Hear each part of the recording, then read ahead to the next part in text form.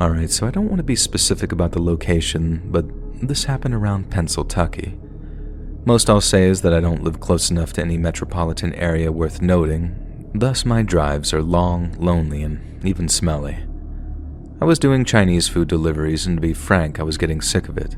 I can't even eat Chinese anymore. The smell of the food has become so embedded in my nose and brain that I can't even bring myself to put the food in my mouth without gagging. I was rolling up to the restaurant for the next pickup of the night. I'm surprised as the bagging lady kept handing me bags, over 10 of them. Busy night, I guess. Lots of orders? She shakes her head. Nope, only one guy.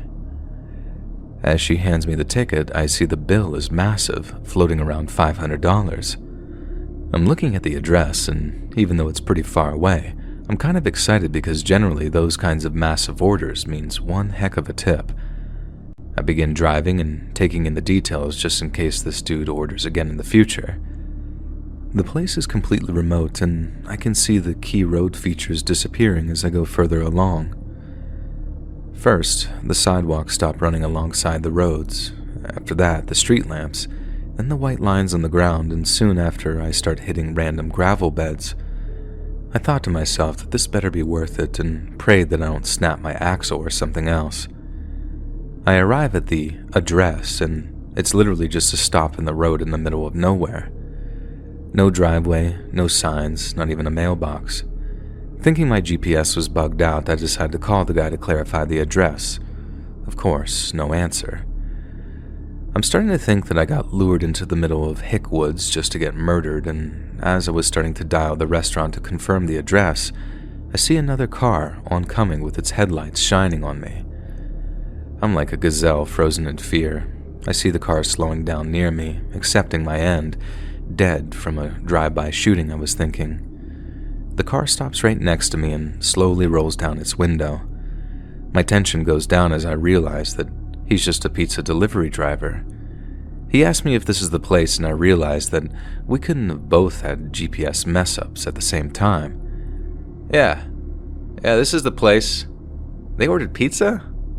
Yeah, huge order, too. He seemed really excited for the same reason as me initially. I don't even have time to say anything else, and another figure comes out from the bush. He's holding a flashlight, but isn't pointing it at anything, just a little off to the side, and he stutters, Hey, guys, food? Something is really uncanny about him, and I felt even more uncomfortable than a minute before when I thought that I would get got by a drive-by. He's standing in a painfully bad posture, like visible scoliosis that you could identify at a glance. He snaps the flashlight directly at my face, blinding me, and says, Thank you for arriving first. He snaps the light to the other driver's face, and now with a clear voice he says, You lose. The other driver and I look at each other with a mix of fear and perplexion. I decide to get out of the car and start unpacking the bags, which wasn't the best move in hindsight. He snaps the light to a spot on the road. Here, please. He keeps alternating between lighting the spot and the other driver's face. What's your problem, man? He shouts while covering his eyes. I can tell the tension was rising, and though I'm not enjoying this, I feel the best course of action is to finish the delivery and just get away from here. When my stuff is completely unpacked, I try to assist my pizza bro, but the creep blinds me with the lights and hisses, Don't help! In a clear voice again. I hold my hands up and go back to my car, waiting for the delivery guy to finish as I decide to not leave him alone with this guy. During this downtime, I finally get a good look at him. The guy is actually way taller than his awful posture made him look, at least over 6 feet. I'm rattled as this delivery guy kept dropping the pizzas on the road, cussing under his breath. I start texting my boss on the verge of a panic attack, telling him I'm taking the night off after this one. As I lift my head from the phone and look back at them, I can see the delivery guy staring at me with wide eyes. He moves his head in a way as if to say, look behind you, and I jump as I see the gangly dude right next to my driver's window. He points down and says sharply, "Window!" Too terrified to even contest it, I oblige, and he slips in a bunch of bills through the window before it has even finished opening. Then what I saw next, I'll never forget. The guy stood up straight and jumped over my car. I could hear 2 distinct thuds on my roof. I saw the pizza guy bolting away, and before he could even open his door, I saw the lanky guy catching up to him. The most uncanny run I had ever seen. I could only describe it as running a beanbag race without the beanbag. My head went blank, and before I could see him catch him, I floored it and just get out of there. And for 15 minutes I drive with adrenaline pumping through my veins, expecting the guy to be on the road behind, running after me every time I look in the rearview mirror. I don't even go back to the restaurant and decide to head straight up home. I down half a handle of whiskey, and I just knock myself out. For a while, I was too nervous to go on deliveries or anywhere for that matter. I even had a dream about this creep. There's been a missing person case for the pizza delivery guy, and they concluded that his car had skidded off the road since it was found wrapped around a tree. No sign of him, though. The pictures showed a destroyed vehicle and thousands of dollars worth of food on the ground, completely torn apart.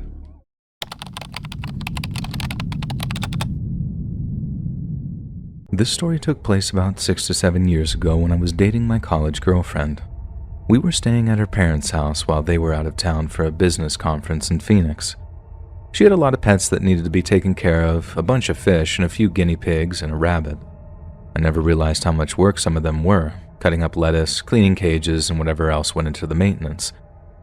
Anyway, the night started out like any other. We were just watching TV. Actually, I think we were watching the Disney movie Heavyweights. If any of you are familiar with that movie, there is a scene where the entire camp absolutely pigs out in junk food. Once I saw the pizza, I knew that's what I wanted for dinner. Not good pizza, though. I was in the mood for Papa John's. I love their plain breadsticks and all the different sauces that come with them, and for some reason, that's what I was in the mood for. My girlfriend begrudgingly agreed, but asked if we could pick it up instead of being delivered. After I took a look outside, I told her that we should just have it delivered as the weather was getting really nasty out. It was a mixture of sleet, snow, and rain. She agreed, but asked if I would call in the order, and I didn't mind.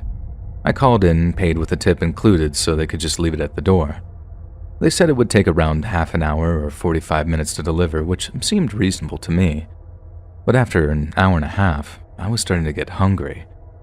I knew the roads were wet and honestly felt kind of bad for ordering it, as her parents' house was probably a good 7 to 8 miles away from the pizza place. Just as I was beginning to give up on the fact that food would ever arrive, I saw headlights pulling up the long driveway. But as the vehicle got closer to the house, the lights stayed on with no movement. No one got in or out of the car. It was just parked there for a good 5 minutes. I opened up the door and waved them on, trying to acknowledge that this was the right place. Still, no movement as the headlights glared right at my face. Then suddenly the headlights went off, but the car wasn't moving closer to the house, it was moving further away. The car was backing up down the driveway and heading towards the road. I was both confused and increasingly hangry. I called the shop and asked for the status of the delivery and if I should cancel due to the weather. They told me that the delivery driver should have been there as they left a while ago. My girlfriend also seemed overly concerned or anxious about the whole situation. I told her it wasn't a big deal and if worse came to worse, we could just make a sandwich or something. Still, I could tell something was wrong and that her mood had suddenly shifted. I tried to brush it off and not pry, and as soon as we pressed play on the TV, we heard a huge bang at the door. It was like someone was pounding on it as hard as they could. We both jumped up, eyes darting toward the door. I told her to stay behind the couch and just let me go check. I told her that I'm sure that it was just the delivery guy leaving the food at the door. And I was right. The food was sitting on the porch, and I didn't see a sign of a person or vehicle, which I thought was peculiar.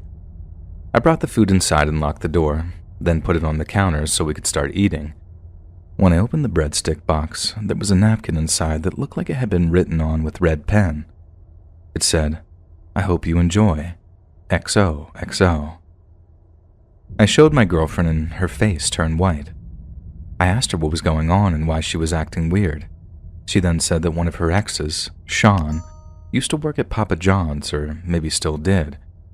She didn't want to make a big deal of it, as she was sure that it would be a non-issue, but she said that she thought the car that had pulled into the driveway earlier looked like his old car, at least the one that she remembered from when they were dating. But she said that he always used to leave her notes that had XOXO at the bottom. Even after they broke up, she said that he would leave them on her car.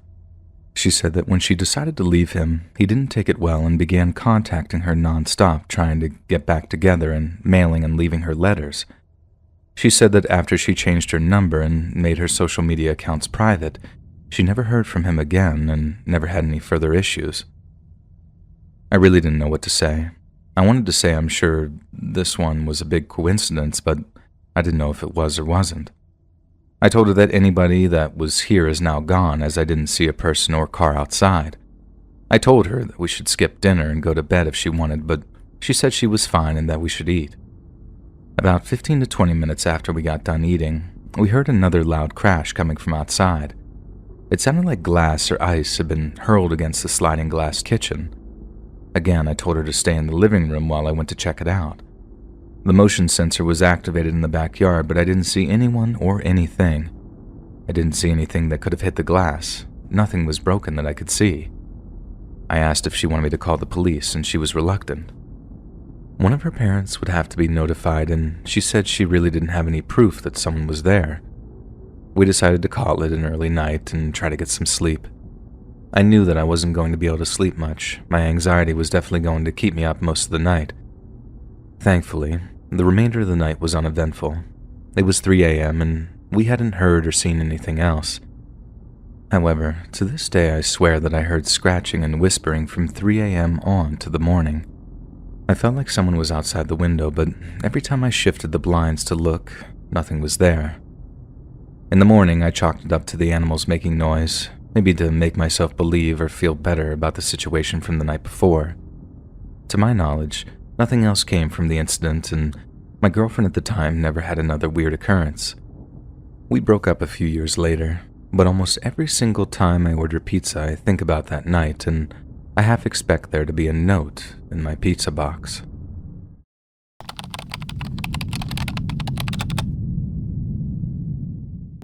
Most people out there have experienced some sort of heartbreak, and everybody deals with this crisis differently and in their own way.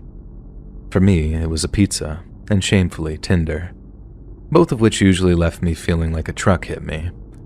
After a few, let's call them Tinder dates, I decided that I was done with Tinder, at least for a while. Things get weird and almost scary sometimes.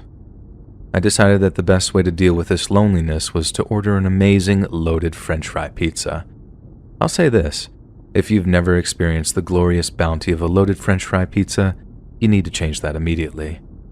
I ordered my pizza, and about 45 minutes later the doorbell rang. It was a beautiful woman delivering my pizza as well. I know anybody can deliver food, but I personally have never seen a woman so gorgeous delivering pizza at that time.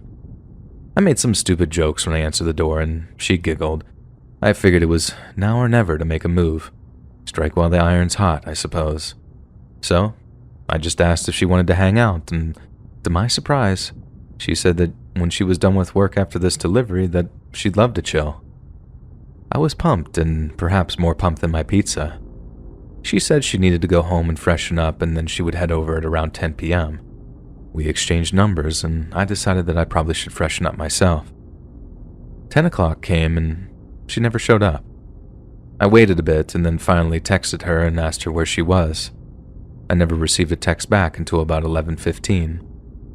I was angry at this point, but as soon as she said she was coming over, I forgot how angry I was and agreed to still let her come.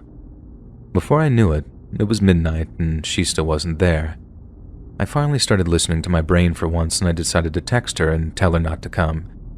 She texted back and claimed that she was almost there and that she really wanted to hang out. I was upset and decided that it would probably be like all my other Tinder dates if I let her come over, so I stuck to my guns and told her that I wanted to pass out for tonight and that maybe we can hang out again in the future. She responded with a simple text that was just a laughing face emoji.